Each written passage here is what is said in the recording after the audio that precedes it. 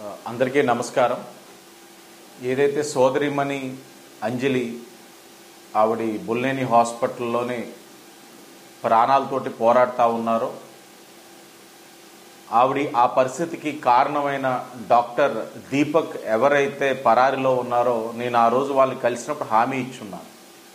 ఇది కూటమి ప్రభుత్వం, తప్పు చేసిన వారు ఎవరిని కూడా ఉపేక్షించబోము, కఠినమైన చర్యలు ఉంటాయి. అలాగే వారు ఎక్కడ దాక్కున్నా తప్పకుండా వారందరినీ పట్టుకొని వారిని శిక్షించే బాధ్యత నేను తీసుకుంటానని, అలాగే నాతో పాటు పోలీసు యంత్రాంగం కూడా అదే విధంగా పనిచేస్తుందని ఆ రోజు ఆ కుటుంబానికి నేను హామీ ఇచ్చి వచ్చున్నాను.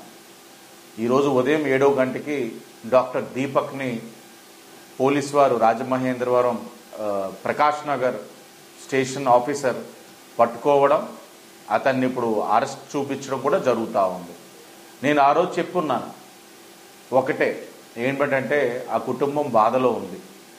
ఒకటి సోదరిమణి ఆవేశంతో, ఆ రోజు బాధతోటి, ఆ అవమానంతో ఒక నిర్ణయం తీసుకొని ఉన్నారు. కుటుంబానికి భరోసా కల్పించాను.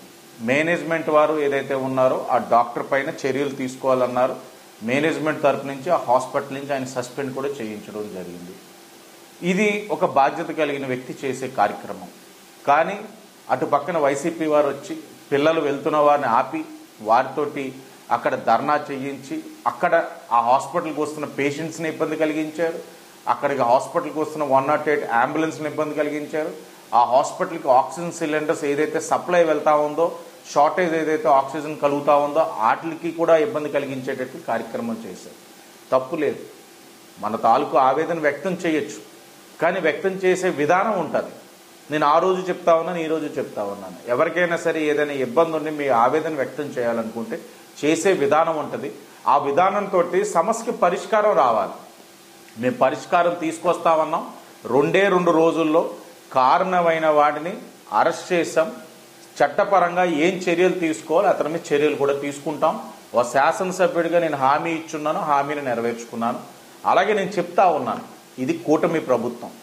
నేను మరలా చెప్తా ఉన్నాను, రాజమహేంద్రవరం సిటీలో మీ భద్రత మా బాధ్యతతో అనేకమైన కార్యక్రమాలు చేస్తున్నప్పుడు కూడా చెప్పాను. మహిళల రక్షణకి ఈ కూటమి ప్రభుత్వం అధిక ప్రాధాన్యత ఇస్తూ ఉంది.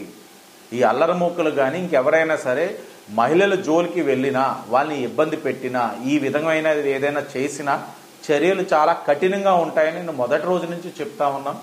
ఈరోజు కట్టుబడి ఉన్నాను, ఆచరణలో కూడా చేసి చూపించాను. చివరిగా ఒకటే, నీ 2 చేతులు జోడించి విజ్ఞప్తి చేస్తా ఉన్నాను. రాజమహేంద్రవరం ఎవరైనా సరే మీరు ఇలాంటి పరిస్థితులు ఎదుర్కొన్నప్పుడు, ఒక అవమానం కానీ బాధ కానీ ఇంకేదైనా కానివ్వండి, ఒక ఎవరైనా వ్యవస్థ మీద ఎవరైనా సరే దాడి చేసినా మీరు ఆ సెన్సిటివ్నెస్తో, ఆ డిప్రెషన్తో ఈ యొక్క సూసైడ్ అటెంప్ట్ లాంటి ఏది చేయకుండా, మీకు మీ అన్నయ్య ఆదిరెడ్డి శ్రీనివాస్ అన్నవాడు ఉన్నాడు అన్నది గుర్తించుకొని తప్పకుండా నన్ను అప్రోచ్ కండి. నా వరకు నేను చేయవలసిన న్యాయం తప్పకుండా చేస్తాను. మనం చేసే చిన్నపాటి తప్పు వలన ఈరోజు నేను చూస్తూ ఉన్నాను, చాలా పెద్ద ఆయన ఆ పాప తల్లిదండ్రులు వాళ్ళ బాధ చూస్తూ ఉంటే వాళ్ళ మాటల్లో వర్ణించలేము. ఇలాంటి దుఃఖం మరి ఏ కుటుంబానికి కూడా రాకూడదు.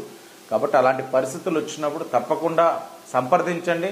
నా వంతు సహకారం నేను చేస్తానని కూడా మీకు హామీ ఇస్తూ, సోదరిమణి అంజలి కూడా త్వరగా రికవర్ అవ్వాలని, ఆవిడ ఆ గండ నుంచి బయటపడాలని కూడా ఆ దేవుని ప్రార్థిస్తా ఉన్నాను. నమస్కారం.